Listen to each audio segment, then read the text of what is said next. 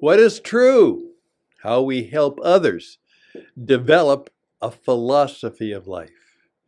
In my many years of radio broadcasting and performance coaching, I've tried to help people do just that. How do you develop what is true? Now, I have found that the greatest help in meeting any problem with decency and self respect and whatever courage is demanded is to know where you yourself stand. That is, to have in words what you believe and act upon. The writer William Faulkner. Now, the coaching experience is always caught up, as we do it, in the ongoing dilemmas and difficulties of what it takes to live well and be successful. On one hand, it is important to be thoughtful, reflective, strategic, and sometimes even philosophical. On the other hand, there is the everyday need to perform, and perform in many ways that are tactical and practical and profitable. Yeah, putting those together. So, with a healthy respect for the performance imperative and the profit motive, we kind of affirm the upgoing and ongoing value of developing within the coaching conversation a statement of principles and values that can guide you and guide the client. Now, that above quote by Faulkner says it well. Peter Kostenbaum, a business philosopher and writer, often says that until the questions of the meaning of life, greatness, and destiny are addressed, we cannot make an intelligent decision about what to do tomorrow morning, much less set a strategy for a company or for a human life. Now, Kostenbaum drives the message home with this statement: nothing is more practical than for people to deepen themselves. The more you understand the human condition, the more effective you are as a business person. Human depth makes business sense. Let that sit on your head. So, the value of a personal philosophy statement. Let's think about that. Now, from our own very personal experience, we are convinced that when what you believe about some area of life experience is clear, you are far more effective in life and in work, and certainly in leadership. That's because you spend less time wondering what to do, both practically and ethically. That's vital to good time management. Now, when you know what is true, you can make decisions. Make decisions easier, faster, and with less second guessing of yourself and of your actions. That's just the way it is. You've got to know what you want. This is central to acting on your intentions. You see, when you know what you want, you realize that all there is left then is time management. You'll manage your time to achieve your goals because you clearly know what you're trying to achieve in your life and in your business. A guy named Patch Adams put that together. Eventually, a person who wants to lead a significant as well as a successful life should open up the junk drawer of his or her life where he or she has kind of collected an assortment of experiences and judgments and prejudices and beliefs, convictions, sentiments, calculations, and sort things out. You know, some of your beliefs need to be kept and embraced. Some others, thoughts and ideas, perhaps need to be discarded. Some should be modified as to what is true now. Then carefully and thoughtfully, the drawer of beliefs about what is true, what is good, what is authentic, what is noble and gracious, should be put back in your lives and into your business with renewed confidence. and with renewed intensity and purpose, you become bigger and stronger.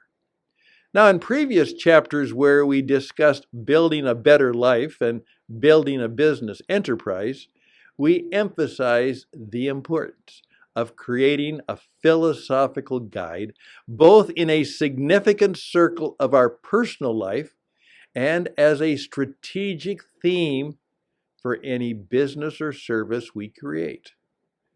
Now let's do it for ourselves and for our clients. It is vital for the coaching experience for you and for them to do just that. So, let's start building a philosophy of life by asking questions. All right?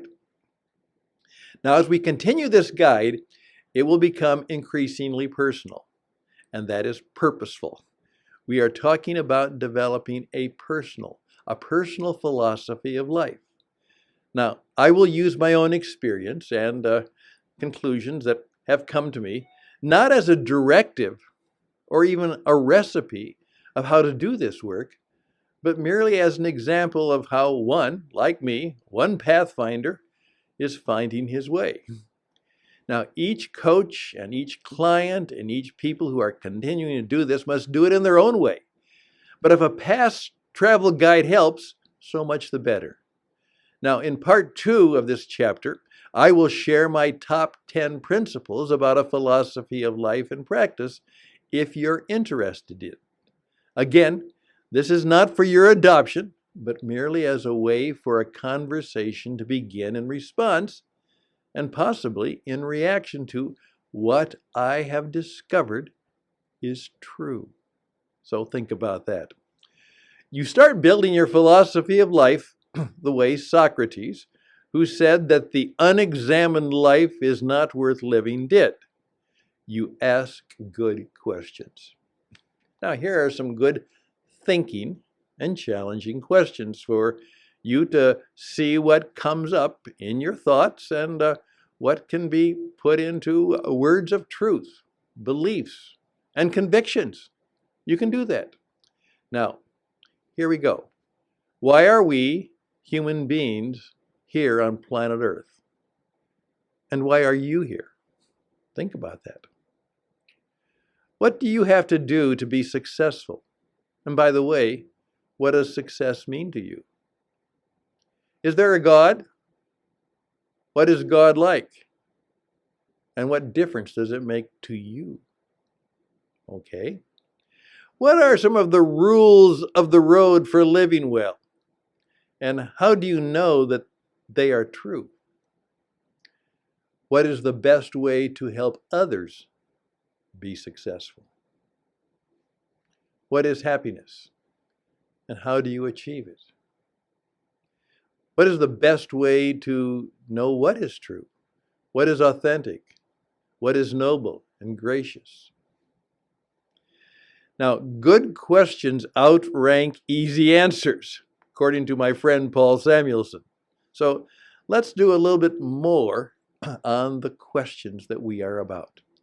Now, those 7 questions are only the beginning. There are literally thousands of questions that could be asked. And as any conversation on these subjects goes forward, many more will come up. You see, there is a subtext to these questions. Here it goes. The coaching conversation will lead to statements of opinion, facts, and truth claims. Now, the ideal way to follow up is to keep 3 more questions in mind.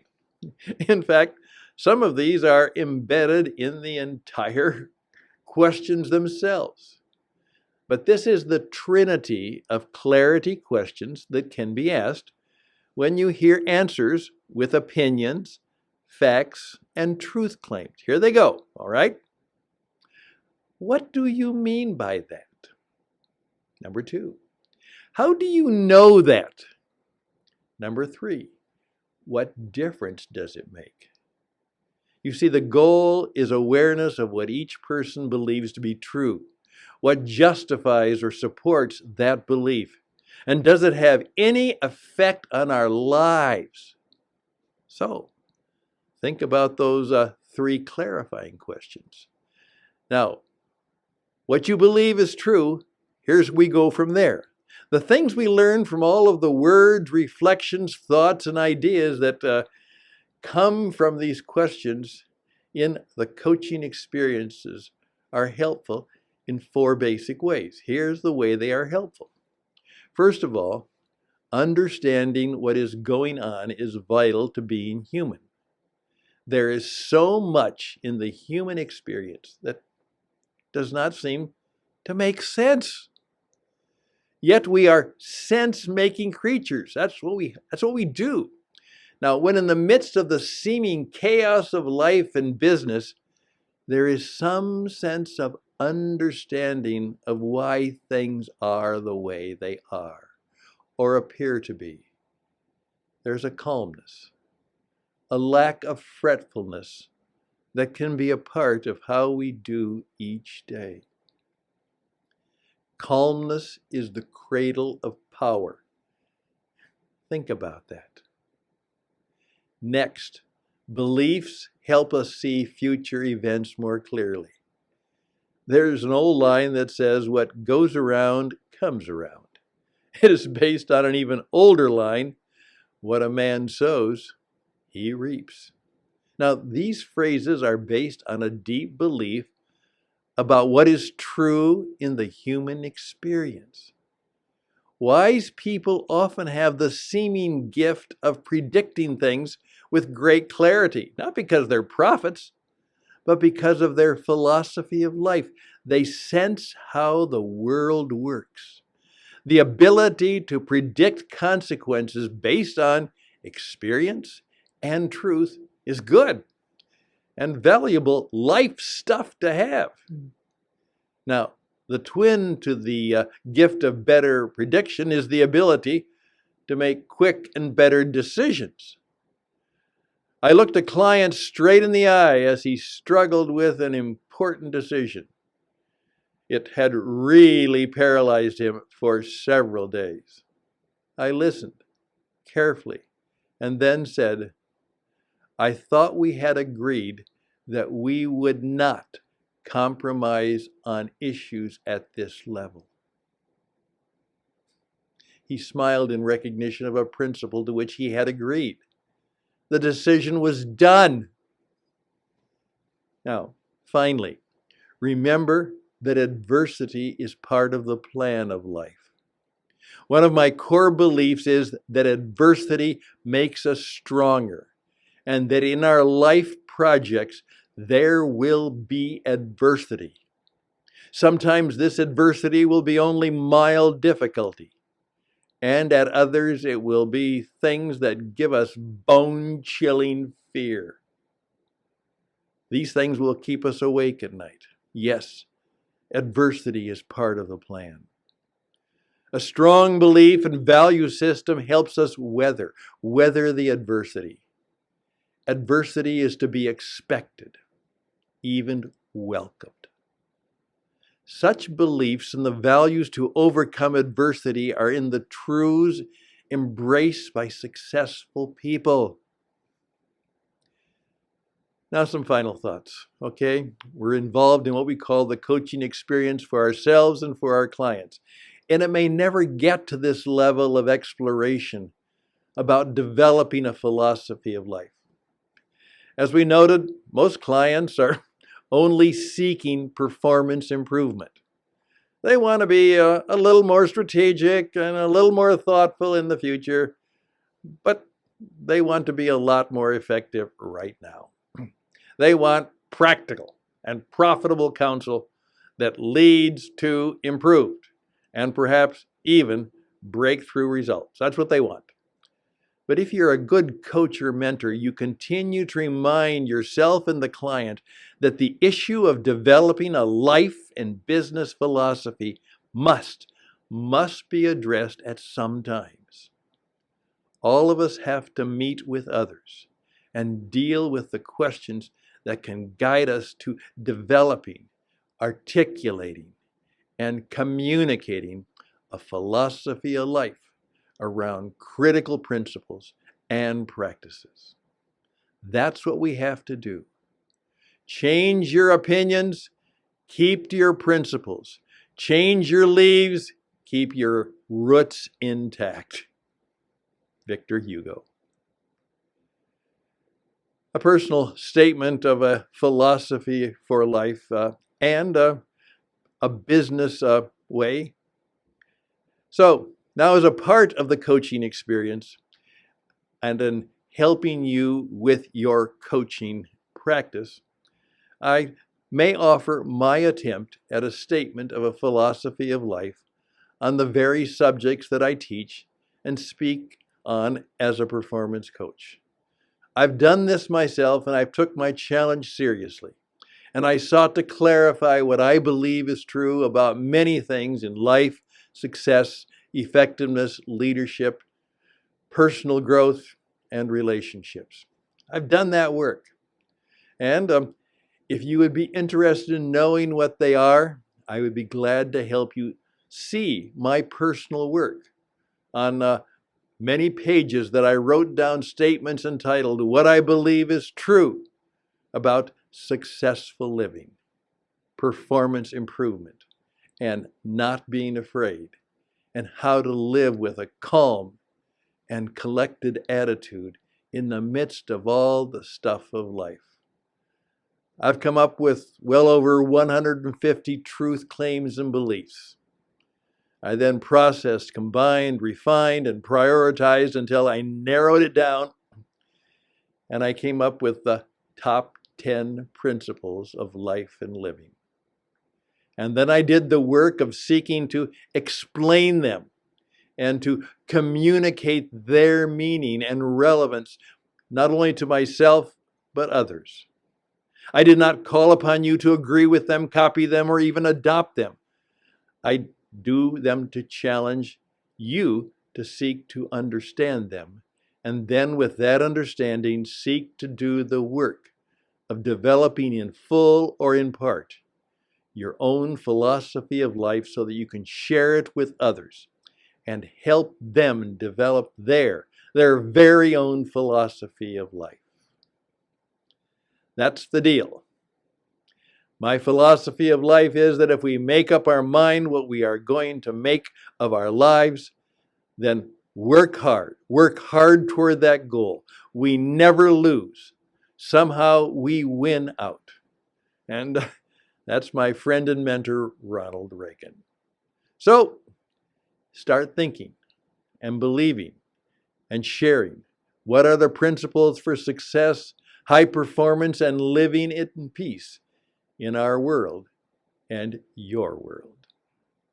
I'd be glad to help you. Again, my name is Stan Houston, and for many, many years I've been a business performance coach and a radio broadcaster, and there's a good chance that I can help you and your company go do the deep work of not only doing a personal philosophy for each and every one of you, but then so you can develop a philosophy of life and business for your company, for your group, your ministry, and all of those things where you seek to serve others in such a way that they follow you, vote for you, buy from you, believe you, and most importantly, trust you. That's the way the world will work well, if all of that is done by good people doing those good things. Again, reach out to me. My name is Stan Houston at gmail.com. StanHouston at gmail.com. I'll be glad to help you in any way I can. I'm fairly sure that I can, but we'll see. But if I can't, I always know other people who can. Again, my name is Stan Houston at gmail.com. StanHouston at gmail.com. Always close with a benediction. So all the best and blessings, and may your life be purposeful and full of joy for a long, long time. Bye for now. Please reach out to us. I'm Stan Houston. StanHouston at gmail.com, witradio.net, 520-664-7002, USA.